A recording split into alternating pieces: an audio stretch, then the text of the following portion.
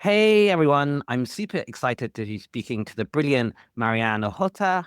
Marianne is a broadcaster, anthropologist, writer, and adventurer. You might know her from Time Team, Mystic Britain, or her books on archaeology and the British landscape.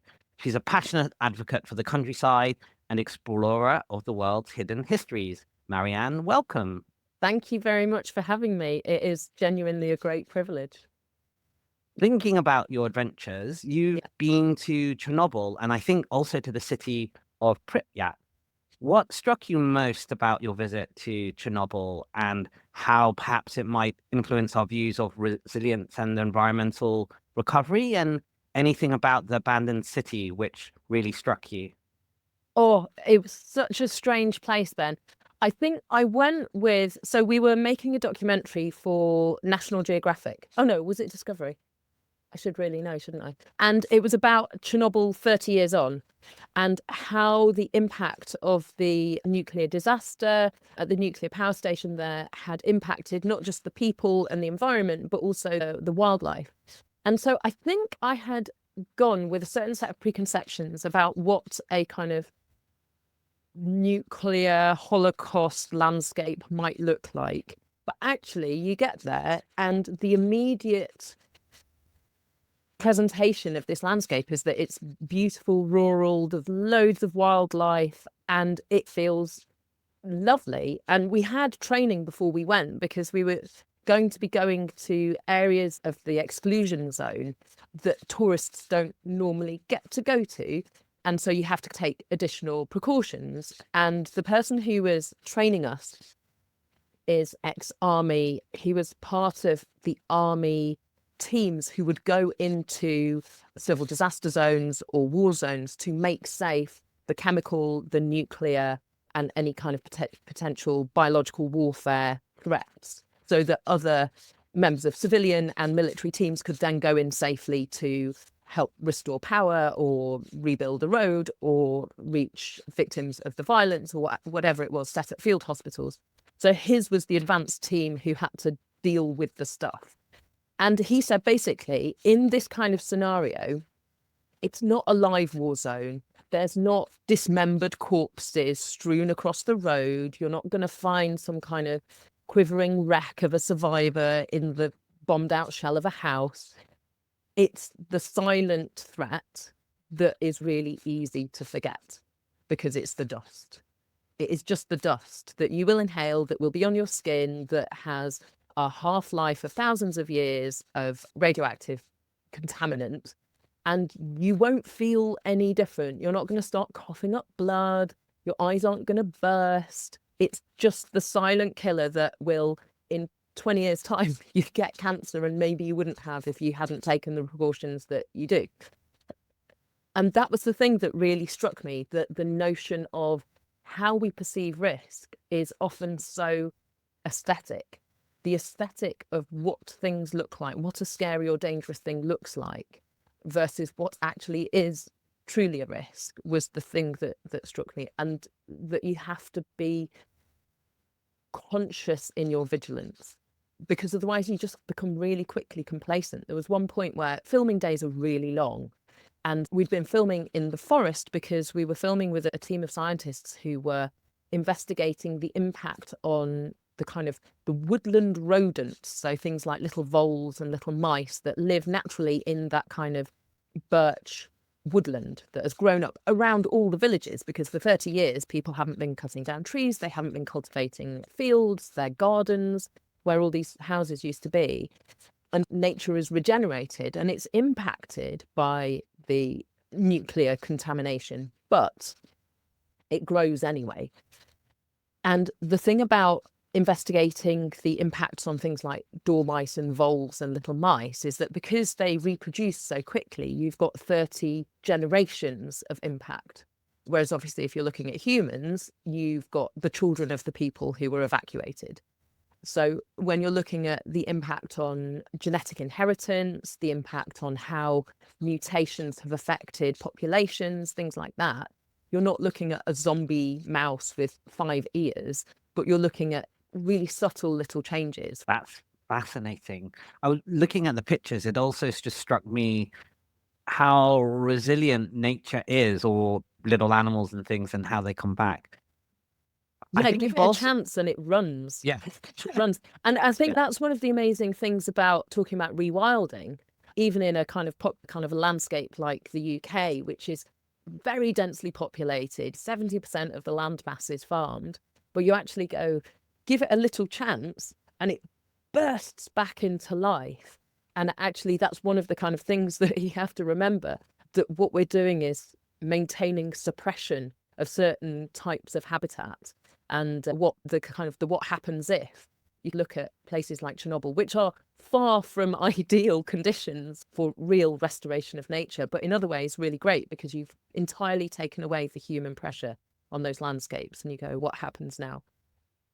on the other end of the spectrum, I think you've been to the Simpson Desert in Australia, and that's somewhere which is super remote and harsh, and yet maybe that recalls something about the resilience of humans over time. What did you learn about the Simpson Desert? And I guess that was more ancient cultures, but the ability of humans to adapt to where we are. Yeah, I think there's many opportunities that I've had around the world and at home in the UK, where the thing that really strikes you is the ability for people and communities to, like you say, find new ways of coping with threat, coping with challenge and harm. So the Simpson Desert is an extraordinary place. It's the largest, it's quite a niche kind of claim to fame. It's the largest parallel dune desert in the world. So imagine kind of Lawrence of Arabia. You've got those big sweeping dunes that are like waves of sand. The Simpson Desert doesn't really look like that. I was again expecting something different to what I then saw. The Simpson Desert is lower, it's a bit grayer in lots of parts, and these sand dunes are quite big, not massive, maybe 10 meters high, and they run in parallel lines for literally hundreds of kilometers before petering out and then starting again. And a lot of the desert is very kind of scrubby. There is vegetation there, and sorry, Simpson Desert, it's ugly little scrabbly bushes. When rain comes, which is rare but does happen, it bursts into life, and all of a sudden for a few weeks you've got these carpets of wildflowers.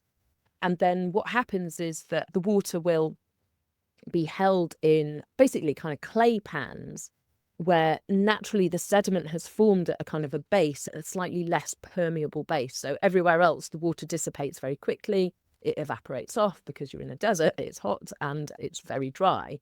But on these clay pans, it holds water for a little while. And then all these different animals and birds and plants burst into life. And you've got this real extraordinary cyclic rhythm of life in these desert ecosystems that is completely alien to someone who lives in temperate, rainy Britain, where the cycle for us is seasonal. It's every year. And today, for example, I walked the kids to school and you could smell spring in the air. And I really loved that experience of kind of feeling my animal self responding to that. But in the Simpson Desert, some of these cycles don't happen. And there is a cycle that happens annually where you've got the hot summer season where it gets up to 50 degrees centigrade and no one goes into the desert.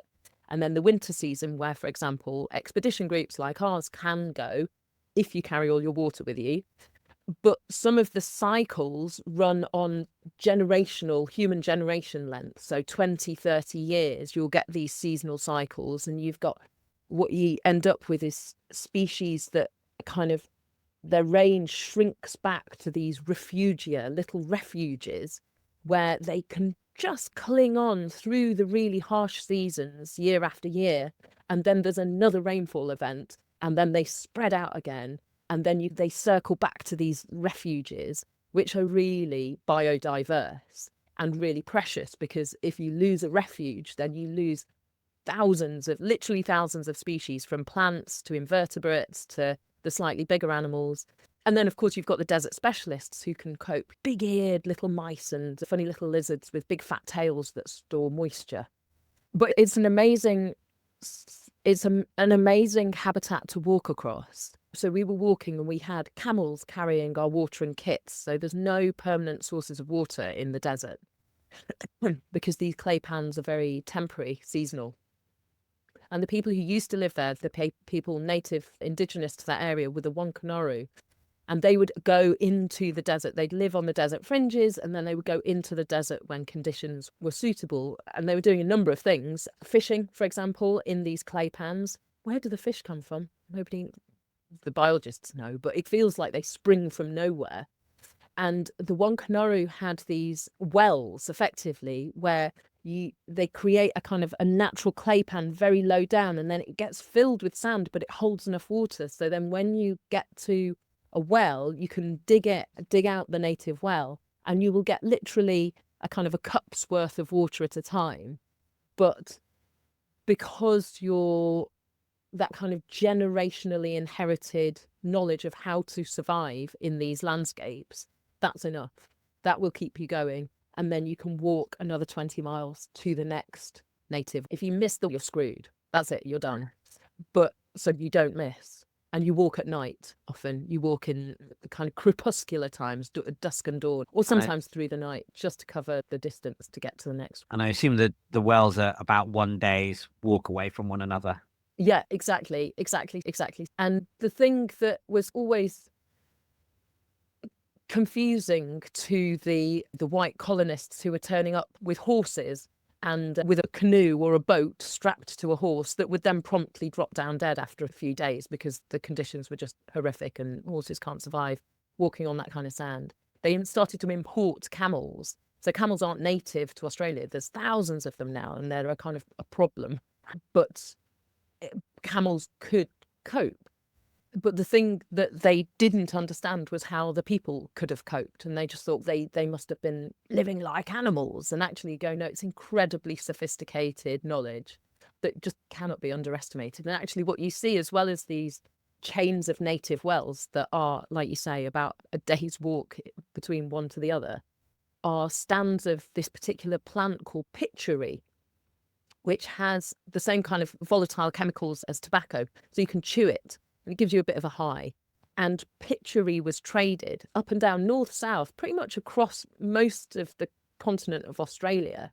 And other things like shells, feathers, this pitcher, various kind of types of pigment, all sorts of precious and specific commodities were traded up and down these long networks between different groups of people who had different languages, different cultural ways, but had some kind of commonalities.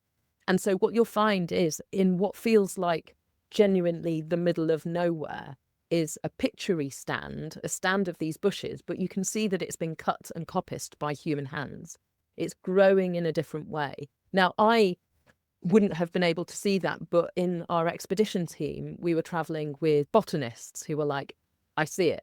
And they'd point out, you can see where these cuts have been made. That isn't natural. This isn't naturally how the bush would grow. And so basically what you're doing is pruning them so that when you come back the following season, there's more pitchery to harvest that you can then carry out and trade. Or chew and get high. Yeah. Did you try any?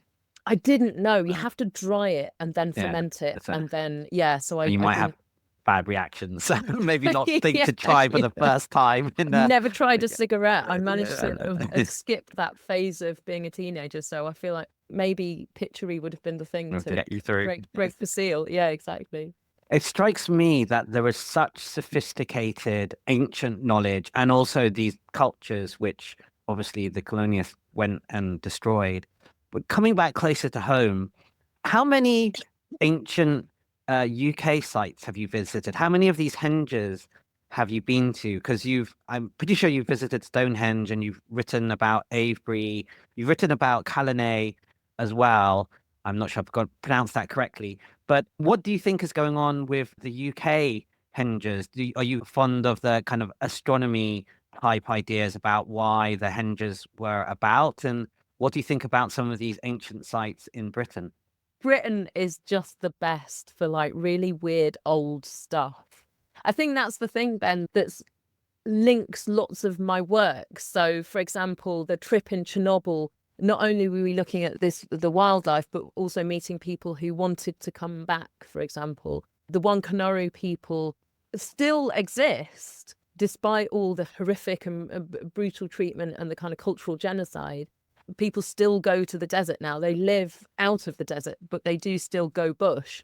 And people in the UK, I think we sometimes massively take for granted the fact that we live in this landscape that has been permanently inhabited since the last ice age, so like 11, 12, almost 12,000 years ago. And every single generation has made its mark in the landscape because it feels so remote. So you look at Stonehenge and the first circle, the wider circle, not the kind of massive stones in the middle, but the kind of wider earthwork. That was established about 3000 BC, about 5,000 years ago. Avebury a little bit later, 4,500 years ago, probably. Callanish, like you say, up in the Hebrides. Amazing. If you want to go and visit weird, cool archaeology that's a bit off the beaten track, I'd say go to the Outer Hebrides or to Orkney, both sets of Scottish islands, one on the west coast, one off the east coast. But we've got thousands of them, and some of them have souvenir programs and tickets and gates and whatnot, like Stonehenge. And then some of them are, all you need to do is to bother to go and find one, basically. And if you have the ability to go into the field, literally a field, and find them, then honestly, I think you'll be repaid tenfold, 1,000-fold with the kind of the joy of exploring, being a landscape detective. But even if you don't have access or the ability to get into the middle of a muddy field, the resources that we have now, the tools that we have online to look at aerial photographs, to look at LiDAR scans of kind of the land forms, to get all these records that have been digitized, you can do some fantastic armchair landscape spotting as well. Yeah, they're brilliant. I love them. Because there's so many whys that are still unanswered. Yeah, and just really mysterious. And you can go to places like the Simpson Desert to get that, but you could get it much closer to home. Yeah, you can do it in Buckinghamshire. Yeah. Yeah. I've noted a lot of your work on access to nature and access to places like this. I'm quite an urban boy, and when I speak to some of my urban friends, there is this sense here in London or maybe in the UK that the countryside perhaps is for an elite. You need to be rich. Aristocrats have a lot of land. Maybe city people or even explorers aren't so welcome. We have this issue maybe with access and pathways and knowledge and the like. And I had earlier on the podcast, her nickname's Bird Girl, who also has a lot of work on terms of access to nature and things like that. And it seems to me that there's a perception that there's a bit of a challenge and there's a little bit of argument around this. I'd be interested to know what you advocate for and where you think the kind of challenges and opportunities are in terms of getting access to nature and things. Because like you say, some of these things you just need to know where they are, and it's essentially free and or should be, and there should perhaps not be as much of debate around this as there is. Yeah, realities of barriers to access to our countryside more broadly, but as well as the landscape heritage, cannot be underestimated. It is really easy for me to say, they're free, you should just go. But actually think about what that represents and all the stacked privileges and assumptions that is based on, which is that I have access to a car, I have money for fuel, I have a spare pair of shoes so that if my feet get muddy or wet, I have something else to put on. I've got access to laundry facilities in my home. I don't need to take all my kit to a laundrette. I've got a waterproof coat that works and waterproof trousers. I've got layering. I've got a rucksack. I've got enough free time to be able to go. I've got enough money to stop at a cafe perhaps and buy a sandwich and a cup of coffee. I don't have a physical disability to consider, so that if I'm parking up in some random car park and there's one toilet block, I don't need to go, oh, hang on a minute, there's no disabled loo. I am mixed race. My mum is Indian and my dad is Polish. I think in some circumstances I'm perceived as a person of colour, and in other circumstances I'm white enough, I'm white passing.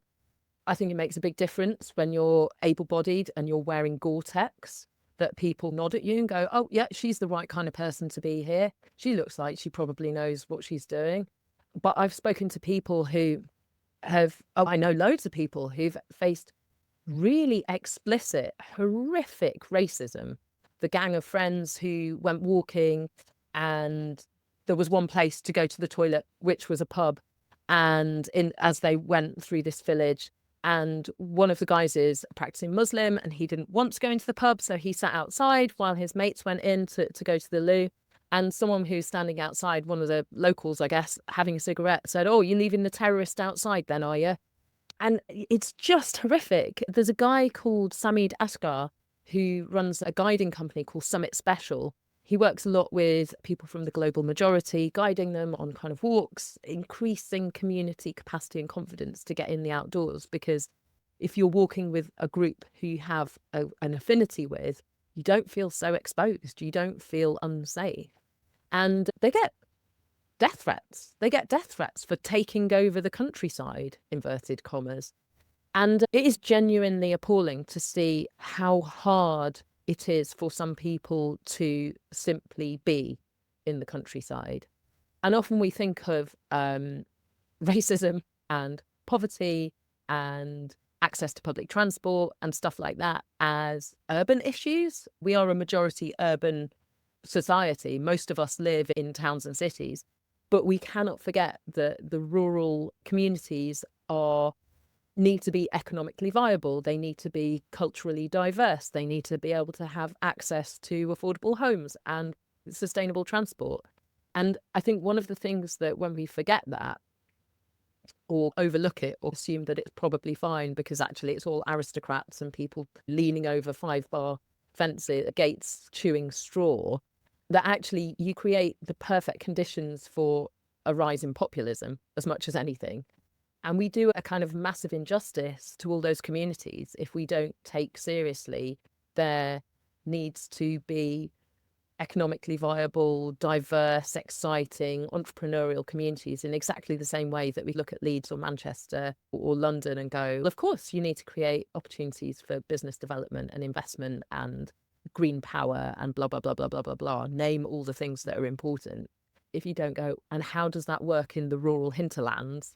Then we've absolutely missed a trick and we're doing a huge disservice to literally millions of people in our nation. Yeah, because I think although we're majority urban, it might be 70-30 or maybe even 60-40. So that's, yes, a minority, but 30% is still a really large absolute number. Yeah, So and I think it's come to the fore quite a little bit more than usual, that because we've seen tractors surrounding the House of Commons as farmers protest things like changes to inheritance tax. But the kind of the dissociation, the kind of divorce that we have, most of us, from how our food is produced and who is doing that, who is actually managing this land and in what ways and how much of a say do we have about that. It's a real problem. Our complacency or kind of feeling like, oh, that's nothing to do with us is part of the problem, because we just offer an unequal and unhealthy share of power to just a certain handful of people who may well be happy to say, don't worry, we're custodians and stewards of this land. Don't you worry your little urban heads about it. And you go, hang on a minute. Who is that benefiting? And the answer is not the nation and not social justice. So I'm a big fan of access reform, partly to challenge that hegemony of power, because it is unequal and we've forgotten what we've lost because of enclosures of common land, because of effectively people being pushed to urban areas, because of a depopulation of rural places. We think that's how it's always been. We've forgotten that not that many generations ago, the countryside areas were much more populated and you'd have 12, 15 people working on a farm, whereas now it's incredibly lonely and isolating because you've got one farmer struggling away with a bunch of machinery, but also untethered from the fabric of society. And that's not good for either side of that equation. So you're recently president of the Countryside Charity, is that it? The role president? Yeah. So I can see this is going to be one of your priorities. Is there anything else you'd like to highlight as what you're thinking? And then maybe you can roll it into, so if you did have 1 or 2 or 3 policy asks, what would they be? Some might be a little bit more simpler around access reform, which don't seem perhaps as tricky. We might get on to what sustainable development might be, which might be a little bit more tricky. Yeah. But access and what other things you're thinking, and policy recommendations in the UK, or even broadly? You can take on the world if you like. You would be surprised at how tricky access reform is. A kind of first thought, you're like, it's not that hard. And it turns out there is a lot of vested interest pushing back. So the situation... Not that hard in theory. I didn't mean in practice. Right. Yeah. So there's the situation as it stands at the moment in Scotland. So literally head over the border and you have a default of access. As a member of the public, you can go pretty much anywhere on both land and water, as long as you do it responsibly. So you can go hiking across any field or mountain or hill. You can go swimming in a loch. You can launch a canoe. You can wild camp. You can light fires, again, as long as you're doing it responsibly, a little campfire. You can ride a bike, ride a horse. You can't go into kind of private land, so someone's garden or like a kind of a work yard or a farmyard. You can't trample crops. You can't disturb livestock, but you can, for example, walk along a field margin, find your way across the landscape. And the essence of this Scottish Outdoor Access Code is that there's a default of access, a right of access, except where there's obvious exemptions, where it would not be responsible for you to, for example, walk across this wildflower meadow, walk through this herd of cows where it would really disturb them.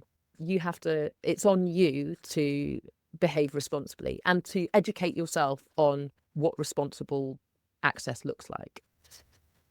In England and Wales, we don't have that. We have a default of exclusion with certain access permissions. So we have about 140,000 kilometres of footpaths and bridleways, which Scotland doesn't really have. It doesn't have the footpath network that we in England and Wales have. And it's not to be underestimated. That footpath network is pretty awesome and really quite extraordinary compared to other places in the world. And we have open access on particular types of land. Now, it's weird because it's an ecological designation. So it's, for example, unimproved grazing. And you're like, what the heck is that? I don't know what that is. Unimproved grassland. But most of it is moorland, mountains and heath, which inevitably isn't really where most of the people are. It's up and away. It's parts of the Peak District. It's parts of the Lake District. It's parts of places like the South Downs National Park, but any other bits of it, you have to stick to a footpath or a bridle path or a byway, or you're not allowed to be there. And you would, if you were walking across a different kind of field, then it's an act of civil trespass. It's a civil offence. And I'm a huge supporter. And on that open access land, you can only walk. That's the only thing you can do. Or you could stop and birdwatch. Or you can rock climb, but you cannot, for example, ride a bike, ride a horse, you can't camp and you can't swim, for example. The rights of access to water in England and Wales are like pretty terrible. I think something like 3% of waterways have rights of access. And then landowners can, through their largesse, give you permissive access. They can say, we'll allow you to walk along this path to reach the river, but they can withdraw that permissive access at any point. There's no controls over what kind of thing that access looks like. So they could put stiles in, they could make it really narrow, they could put barbed wire, they could say you can only come on every second Thursday of February and that's it. Or just say we've decided not to now, so you can't come anymore. And I would really support a change in access in England and Wales that defaults in very similar ways to Scotland to say, actually, let's have a right of access to the land with sensible exceptions rather than the other way. And the reason is twofold. The first is that it would create more access for more people close to where they live, which we all know the evidence has stacked up. That is good for our health, and that is good for our mental health, our well-being, our social cohesion and resilience, but also really good, therefore, for productivity, for keeping people in work, keeping people economically active, reducing costs to the health service and social care services. All this stuff, the return on investment is vast. As soon as you've got viable green access, people just are better. They're more okay. So that's one thing, that you actually just increase access for people. And you still need things like car parking and litter bins and stiles, or not stiles, gates, sorry. Don't have stiles because they're really terrible for access, but accessible gates people will want paths as well. Not everyone wants to try and plunge their way across a river or kind of try and tread down the kind of the scratchy, brambly edge of a field side. Some people want to do that, but some people will want a path. But the other thing, the reason that I think access reform is really important and why it would create a kind of a real step change that is important in so many ways beyond just being able to go for a walk or a bike ride, it changes our relationship with the landscape. And it changes that sense of ownership and belonging and responsibility to one which is, this is also my place. This isn't private property where I am here either under duress or with permission that can be withdrawn at any moment. This becomes a right, and with that right becomes a profound responsibility that this is my land too. It's my responsibility, it's my duty to understand it better, to care for it and perform. There's a campaign group, The Right to Roam, and they call it wild service, which is also the name of a type of tree, the service tree. But fundamentally, it becomes about a reciprocal relationship with the land and with nature, not one where you go as a consumer to use it recreationally and then you withdraw yourself back to where you came from, where you rightfully belong, which is in a town somewhere. But actually, this is land that is ours, and that it feeds that much deeper, essential relationship, which at heart acknowledges that we are part of nature and that we need nature. And to care for nature is an act of service, but also an act that fulfills us profoundly. So it leans away from it being a transactional money thing to stewardship and thinking about the long term and our relationship with the land and everything. I think that that's really fascinating. And I hadn't also picked up until I was reading about your work that I think you're a patron of the Ridgeway National Trail. And I discovered I didn't know anything about this trail, and it's really ancient. What drew you to that, and what should people know about this trail? So the Ridgeway National Trail, it's one of 16 different national trails around the UK, which are designated in the same way under law. They're designated in the same way as national parks and national landscapes, things like the High Weald or the Shropshire Hills or the Lake District or the Peak District or South Downs National Park. So these national trails are supposed to be jewels in the crown that really celebrate the most iconic or culturally specific or unique in terms of the ecology of our landscapes. So things like the Pennine Way, the walk along the Hadrian's Wall, the walk along Offa's Dyke on the England-Wales border, they're all national trails. And the Ridgeway National Trail has this kind of nickname as Britain's oldest road. And the national trail section of it runs from Ivinghoe Beacon in Buckinghamshire, just north of London, to Overton Hill, which is basically Avebury in Wiltshire. And it's about 87 miles long. So if you wanted to walk it, you could walk it in, I guess, a week or so. A lot of people, some people, but you can walk like little sections of it. And parts of it are the kind of western half, the Wiltshire, North Wessex Downs end of it is accessible for horse riders and people on bikes as well. It's mostly bridleways, whereas the bit that goes through the Chilterns, the Chiltern Hills, is mostly footpaths, so you can't take a bike or a horse there. And it's remarkable. It follows the chalk escarpment that kind of runs from northeast, basically the Wash in Norfolk, in East Anglia, down to kind of Lyme Regis in Dorset, across that kind of bottom corner of the kind of UK mainland. And it follows the high ground. So you get really distinctive set of species of wildlife because they specialise with this chalk grassland. But you also go past so many extraordinary archaeological monuments that just are mind-blowing. It's a really beautiful walk. And because it's chalk, where the path is, it's exposed. And so you're literally following this really clear, distinctive white line through the landscape. And it's inspired lots of artists, people like Eric Revilius, who painted these landscapes where you've got this line of white that cuts through, arching up and over these kind of rolling hills. And sometimes, even though you're in really the most populated corner of Britain, when you're up on the Ridgeway, it can just be you, skylarks, and some hares. And it's really beautiful. Given that it's so close to so many towns and cities, it's quite a remarkable place. That sounds amazing. So I have You two should go. teenage, Should we yeah, go? I have two urban boys. So this is definitely would be one on our list. But is there anywhere you'd recommend? I guess I'm London centric for that, but if we're to go anywhere in the UK, where would you say we should go and have a visit or have a little adventure? Would be Why top of not? your list. Why not start? Let's start on the Ridgeway. There's a really cool bit of a walk where you can walk from. No, hang on. Let's scrap that. So I'm a big fan of Avebury Stone Circle. Yeah, I so I think mentioned it's it. Okay, better. then Stonehenge. Sorry, it's better than Stonehenge. Sorry, Stonehenge. Hedge.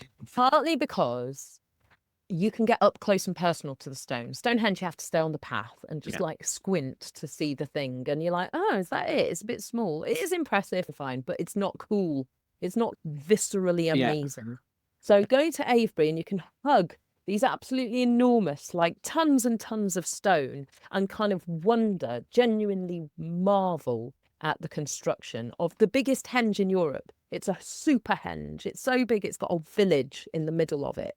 And then you've got these various stone alignments. You've got circles within circles. You've got these huge earthwork banks. You've got a stone avenue that leads out of the village. And if you walk up the stone avenue, carry on for a kilometre and a half,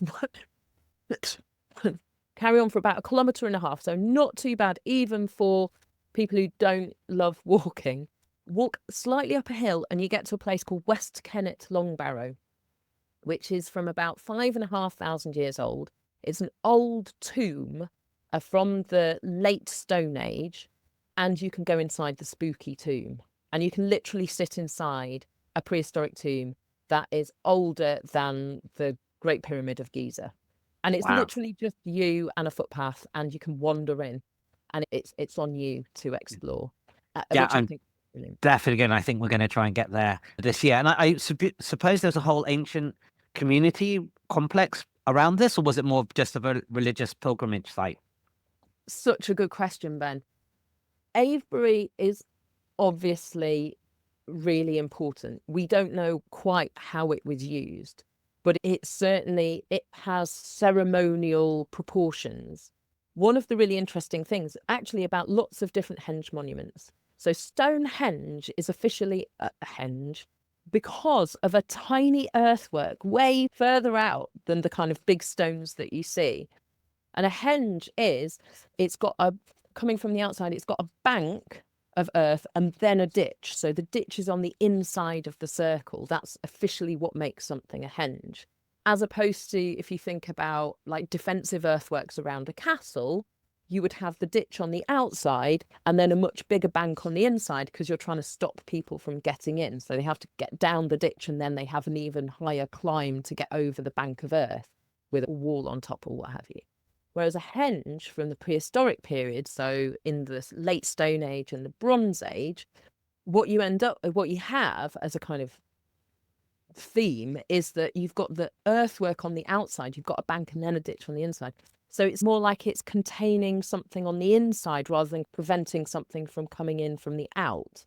Or maybe the bank is for sitting on or standing on, so you can see what's happening inside the circle. So it focuses attention into the circle. And so one of the kind of theories of how these henges might have been used is that they are communal gathering places where dispersed communities can come together to either bear witness to some kind of important ceremony, or maybe it's a place where you go for particular processions or occasions, perhaps seasonal times that kind of mark the end of harvest or midwinter, or the kind of effectively like a brilliant knees up in the middle of summer where, people hook up, you make trade deals, marriage arrangements, everyone gets wasted, you have a big pig barbecue, whatever it is, which we find at Durrington Walls, which is a site near Stonehenge. They were just massively keen on pork barbecue. So much so that they throw carcasses away that have lots of meat on them still. And we can tell that because all the bones are still articulated. So you know that the kind of the flesh and some of the tendons and stuff. So we think of the Stone Age as everyone kind of scrabbling for a final tiny hazelnut to stave off starvation. But actually, they were doing well enough that they were feeding their pigs apples and honey. We can tell because the pigs have rotten teeth. They've been fed such sweet diets to sweeten the meat, probably. And they had lots of food waste as well then, or at And they least had at food times. waste. Yeah. Yeah, exactly. So this kind of conspicuous consumption. Yeah. And maybe had these ritual performances and things. It really strikes me Yeah. that these ancient civilizations, or even not so ancient, were just so much more sophisticated than my kind of lay interpretation was. And actually, a lot of the techniques and skills, some of which we couldn't even replicate today and have no idea what was going on, but also that what we might consider civilization or these techniques happened a lot earlier than it would seem. I don't know if I'm going to pronounce this correctly from the Turkish site, but Göbekli Tepe, I think that's how you talk about it. Yeah. It seems that is ancient, and they were doing things so far before we thought that humans started doing these type of things. And that might then apply to everywhere else in the world we're thinking. I don't know what you think about that, or what kind of this thinking about how it should change our view around what ancient humanity's been doing and what we've been doing all of this time. I think you're right. Recently and with increasing frequency, we have dating techniques that are more accurate. You used to be able to say, oh, it was somewhere between 12,000 BC and 8,000 BC, but we're not actually quite sure. Whereas now we've got techniques that can really hone down dates, or you can get a kind of sample from a particular type of artifact or biological residue that means that we can get just a lot more information without destroying the thing in the process.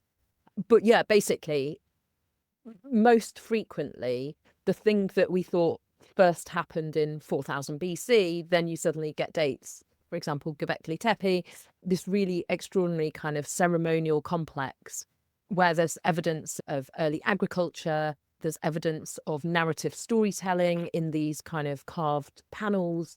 And you just think, oh, we need to reconfigure that. There's even like way deeper in the past, we've got evidence of Neanderthals, for example, creating rock art, making shapes of handprints, creating ceremonial structures. This amazing, super weird site in France where they found stalactites arranged in a circle deep into a cave system, far beyond the kind of natural light. And the only people who were around at the time were Homo neanderthalensis, not Homo sapiens, not us. And so you go, oh, we need to reconsider then that they weren't knuckle-dragging idiots. They were sophisticated, creative, capable of that kind of abstract thought.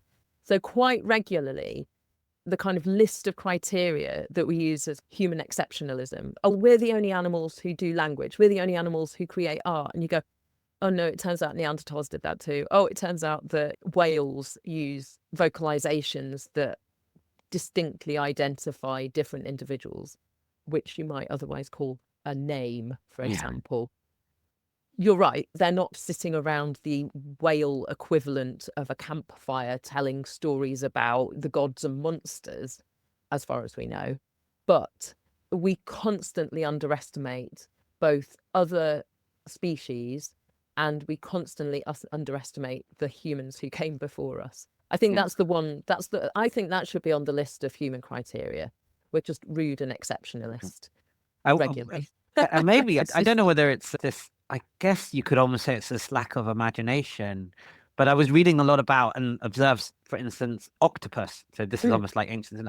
And for as far as we can tell, they might have their own culture, their own humor, their own sort of society, but it's so other, so alien, we can't imagine it.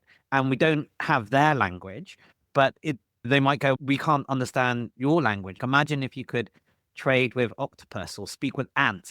We could do so much for ants, and ants could do for us if we could treat them on a level, but obviously it's not there. It's a little bit science fiction.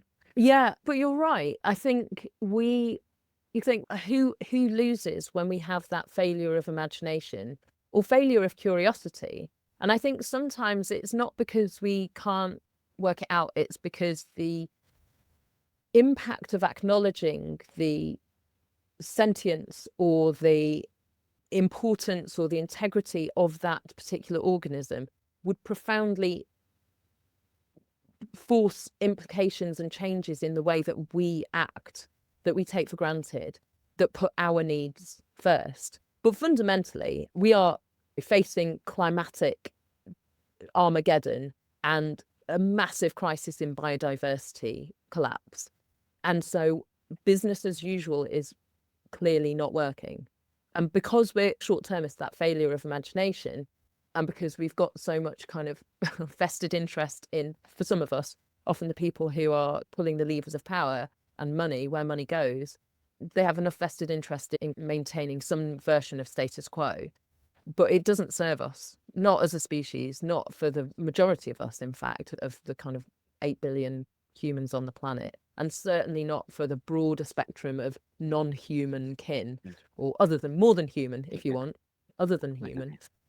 Yeah, maybe it's just failure of imagination, like you say, and vested interest from a minority. Maybe kind of turning, not to imagine. yeah, no, willful imagine. blindness, maybe. Willful, yeah, I think Willful so, blindness. yeah. It's interesting to contemplate the thing that history teaches us is that we don't learn from history, but the same mindset of kind of dominion and fundamentally an exploitative relationship, I think, is one that you can see writ through with our relationship with the natural world, but also writ through with cultures around the world through colonial and imperialist. We've basically got that same imperialist mindset, and we can point at the harm and say, oh, there's a thing that happened that wasn't great for some people, except maybe others. A lot of people. Yeah, they go, the railways were fantastic for India. Well done us. And they should say thank you. The kind of the flip side of that is that if we perpetuate and continue and keep feeding those uncritical, unproblem ways of shaping how we understand the world, then we continue to cause the same harm. Yes, I will put a glimmer of silver lining in that we seem to very slowly, much too slowly and much too painfully do achieve small bits of progress. So we went from slavery to women's rights, minority rights, disability rights, but still more to go on all of those, really, to some extent, and really slow, but they did come in. But I have a thing within disability. Why has that been so slow for it and continues to be so slow? But when you look at it over human generations, at least, you can see there is some, although I don't understand why we can't do it quicker for some of these things, because they are only human-made constructs, which we are disassembling and reassembling. But there is a sliver of that. I do think we have made progress, but it does seem to be so slow on that. Yeah, I think you're right. I only mention it because when I speak about with my son, I don't want him to give up hope as well. Because sometimes if you feel you can't do anything, then you end up not doing anything. On the one hand, you don't want to negate the scale of the problem or the challenge and the bad stuff that we do. On the other hand, you don't want to think that, oh, if this is the case, then we're always powerless and then we might as well give up. So you've got this weird balance of where you are in advocacy of we've got to hope for the best, but we're also planning for the worst type of thing. Yeah, and I think that idea of hope not being optimist, it doesn't need to be about optimism. It needs to be about a commitment to continuing the change, even though it's hard, even though there's no guarantee that you will succeed. The endeavor itself is of value and should not be ducked.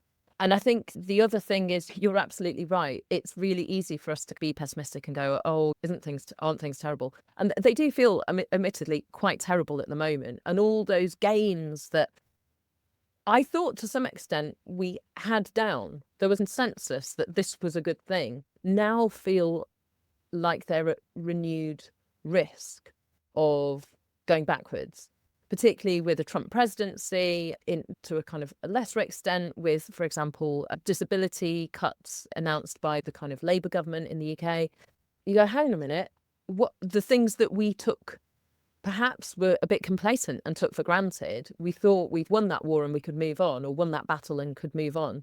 I think we need to potentially keep reasserting the value and the why, which is exhausting to say, No, it's important that disabled people have every opportunity to live fulfilled lives, whether they're the working, getting people into work, or whether you are unable to work. You still deserve to live a fulfilled and coherent life that is beyond mere survival.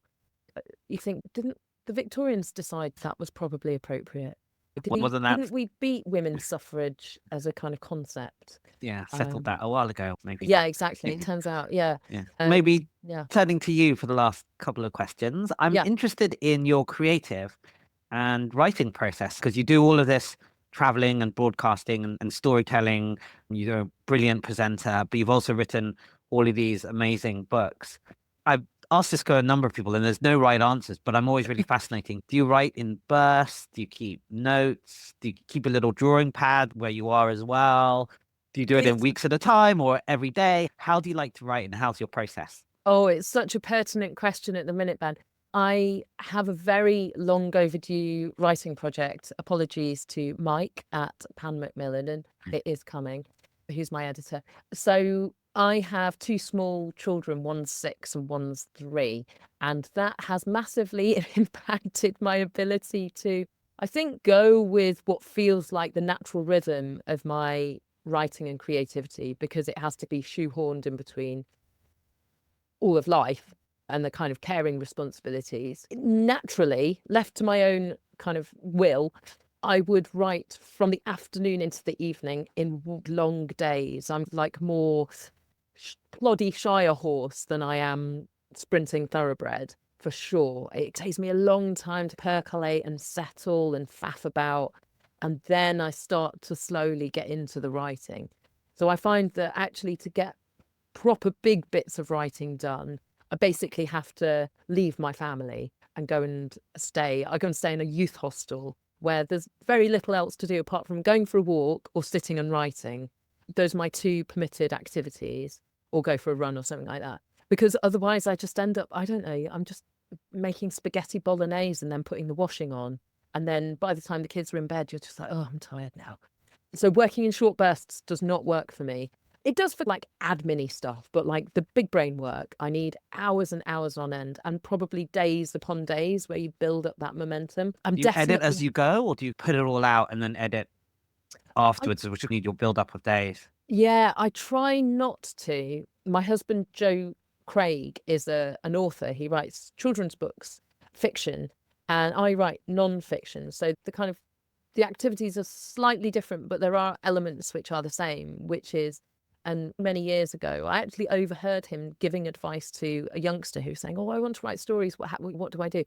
And he said, basically, imagine that the writer and the editor are two separate people. You can't do both jobs at once. So write first, edit second, because otherwise you get stuck trying to perfect before you've created. Get it down in some kind of messy draft. The first draft is always shit. Make peace with that. That is part of the process. You don't need to show that to anyone, but you also want to turn off the critic in your brain so it doesn't get in the way of, you don't want someone standing over your shoulder going, that's a terrible clunky sentence, or that's not the right word, or cool, you're not as bright as you thought you were, are you? You don't want any of that. Hush, go away, make a cup of tea, annoying critic editor person, and you just get it down with no judgment. And then you do the next stage, and then the next stage, and then the next stage. And that's where you can be a bit more critical and move stuff around.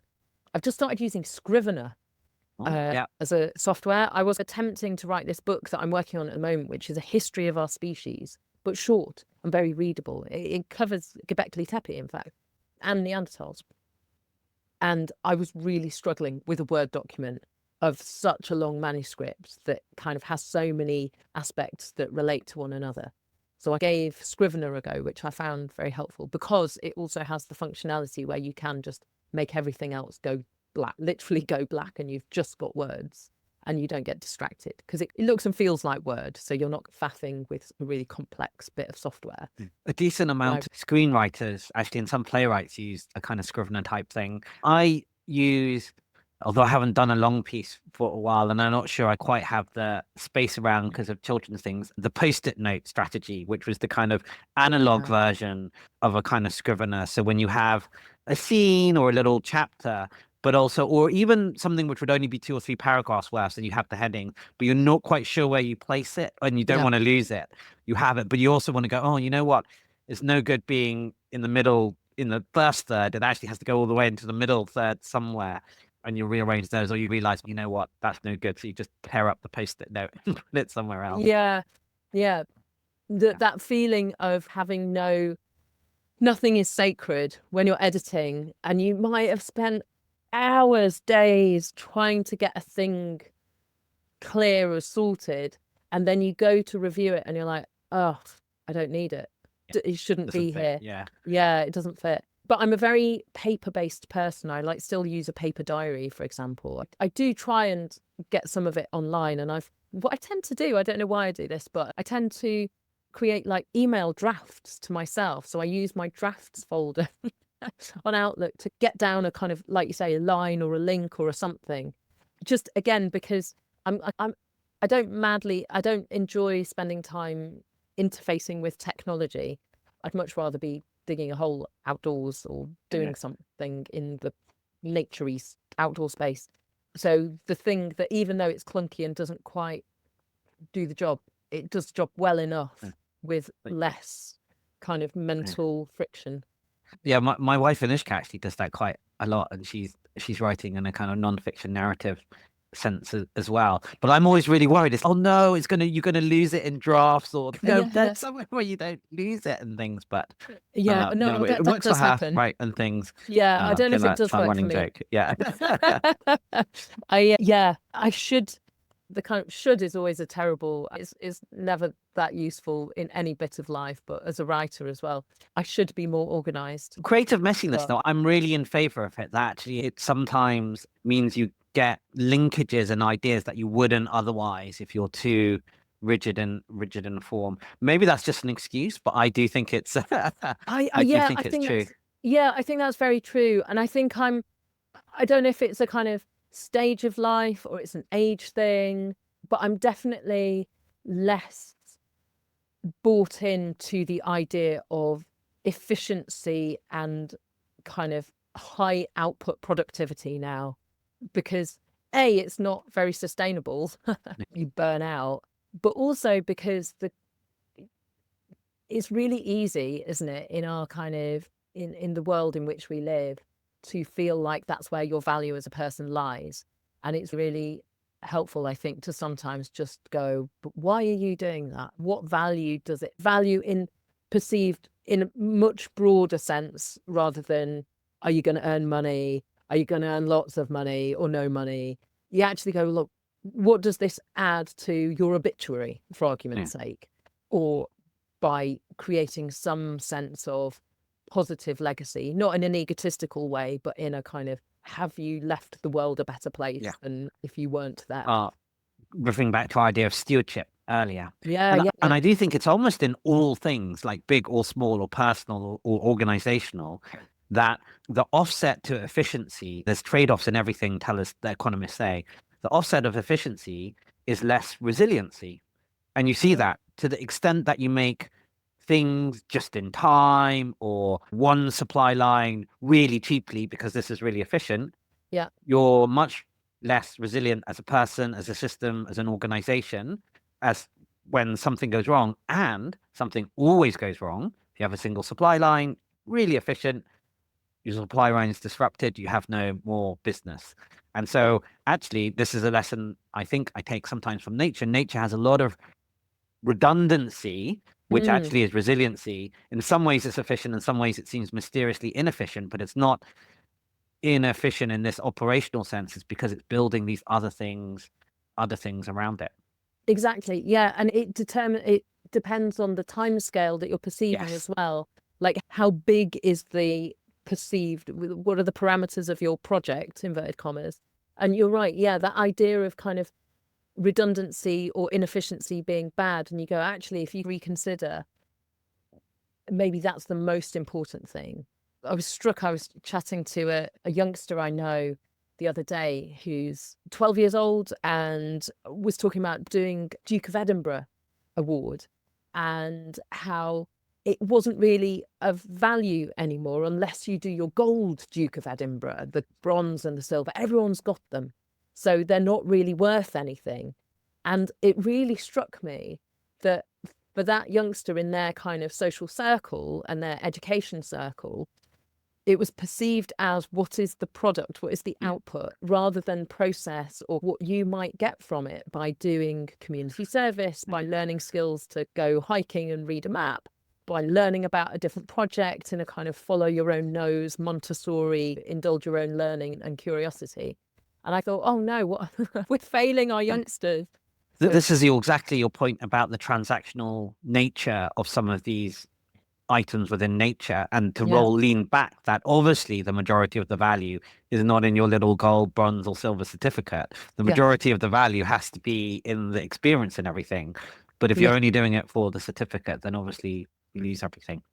Anyway, the last couple of questions for you would be current and future projects, and then we might also tip into kind of any advice, thoughts you have, but maybe current or future projects that you would like to highlight.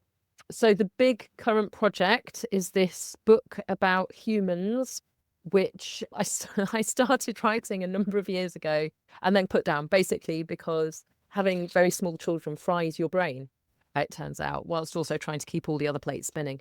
So it's back up and running now, and hopefully we'll get finished. I'll finish writing that in the next few months. Basically, it's a short, super readable history of our existence as a species, as really complex, socially elaborate people, creatures, animals, from the species that first started walking on two legs, so about 3.5 million years ago, to now, to how that inheritance might shape how we respond to future challenges. But all readable and all quite short, so not as thick as some books written on this subject. The idea is, if you're a quick reader, you should be able to read it in a day. Excellent. That's my plan. Turns out writing short is harder than you think. You think, oh, just dash it off. Nah, it turns out it's taking me longer to write a short book than it did. Yeah. There isn't that aphorism. I'm not sure, was it maybe attributed to Oscar Wilde or maybe Mark Twain? Something like, I'm sorry this letter is so long, I didn't have long enough to make it shorter, or something like that. Yeah, exactly. I endorse that sentiment. It's exactly right. Yeah. But you have to boil it down, condense. Yeah, and it takes longer. But you not lose most of the meaning and everything that you want to say. Exactly. So that's taking up a big chunk of time. The other thing is, as you mentioned before, my role as president of CPRE, the Countryside Charity. There's so much stuff that's coming our way in terms of land use frameworks, in terms of energy infrastructure and build out of kind of grid, new homes. The government have committed to 1.5 million new homes within 5 years.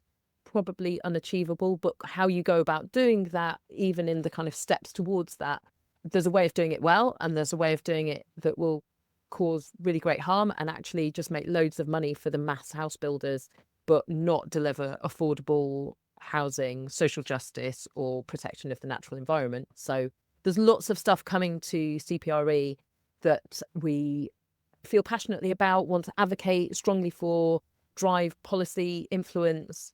But also, I think my perspective as president, as like the public-facing person who chunters on in public about this stuff, is to make sure, or to invite more people into the conversation, and for people to go, actually, this isn't a niche thing about boring planning. This is actually about how our country looks, how it operates. Our lives. Yeah. And in the kind of same way that people say, oh, I don't really do politics. And you go, of course you do politics, because you eat and you drive on roads and you live in a home and you think about what the future might look like for you or for your family or for your loved ones or for your job.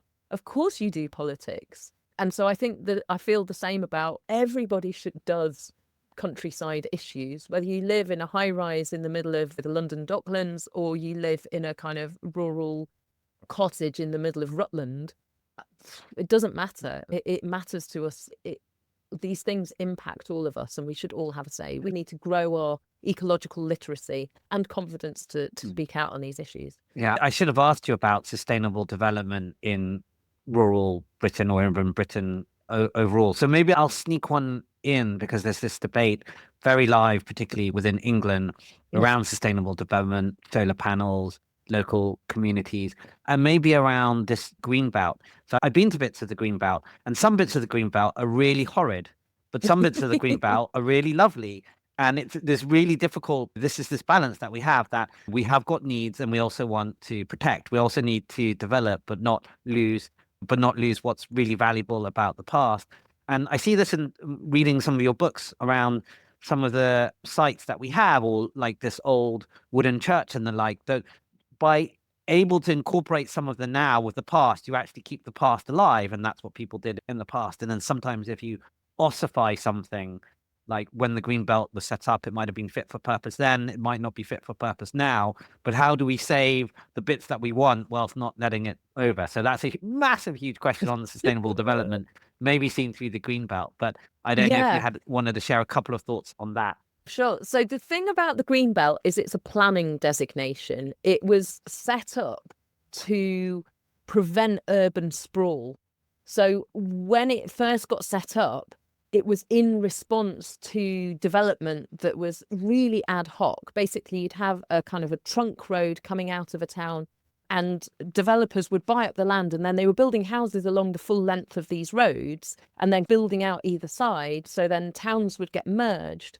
And if you allow that to continue and you let the kind of the economic driver just push where development happens without a kind of strategic plan, you end up with Los Angeles, where you can literally like just sit in a traffic jam for a day and not get anywhere, or drive and drive and drive and drive and drive, and you're still driving through suburbia, and it's all car dependent, and it's none of it is sustainable. And you go, where is your food coming from? Where is your fresh produce coming in? How, in particularly pertinent to us now in 2025, looking forwards, how are we going to mitigate for flood events if everything is built up? How are we going to protect from heating within urban environments if you don't have any green canopy cover, if you don't have areas nearby that provide biodiversity? What happens to all these systems that are absolutely on their knees because we have undermined what we were talking about before, we've undermined their redundancy. You go, oh, we don't need this scrubby hedgerow. We'll put more houses, or we'll put a car park here, or we'll build a factory or a data centre, or we'll expand the dual carriageway to a 4-lane motorway. That means that people can get to wherever they're going or in a car individually, one single person in each of those gas guzzling cars or electricity guzzling cars, doesn't really matter what it's being fueled on. That's where we're going to invest time and money, but it's also where investing land, and land is finite. Once you've used it up, you can't earth more up out of the sea. And the Royal Society did some modelling and said, and this was for the previous government, this government have even more commitments to what land they're using and for what. But the previous government, the previous Tory government, all their commitments for land, if you met each of those commitments for farming, for building, for energy infrastructure, we would need a piece of land twice the size of Wales to meet all the commitments, unless you stack up benefits. So that, as it's called, multifunctional land use. So actually, one of the ways to do it is to, for example, instead of having a solar farm here and a food production farm here and a car park there, why not put the solar panels as a canopy over the car park? And then actually you retain land for, maybe it's wildlife restoration, maybe it's more food production, maybe the land that is being allocated for food production or protected for food production that's already being farmed. How can we farm that in a way that is nature friendly and regenerative? Bearing in mind that I think we throw around these terms like sustainable farming or regenerative farming, and you go, what's the opposite? It's unsustainable and degenerative. Who's voting for that? And the only people voting for that are the people who either can't see what the alternative looks and feels and how it pays, or people who are profiting from the system as it stands in the short term. Because in the long term, we all lose when all of Carlisle is underwater when there's massive supply chain shocks, when you go to Tesco's and you go, where are all the apples? And you go, the apples aren't here because there are no pollinators anymore. And you go, shit, can we get them from Senegal then? No. And you go, Yeah. no, No. because they're screwed as well. No. Yeah, so land is finite. I think fundamentally land is finite, so we have to use it really carefully. And up until now, the vast majority of us haven't really thought about it and haven't really had a say in how it's used. So I think the one thing I'd say is that we need to be really smart about how we use this finite resource. And the other thing is that we need to ensure that democracy and democratic input is really strong and protected in that system of deciding and decision making. Fundamentally, the kind of that bottom line, which is democracy isn't about putting a tick in a box every 5 years. It's about having a meaningful say about things that shape our lives on an ongoing basis in a way that you are both knowledgeable enough and empowered enough to have a meaningful input into the process.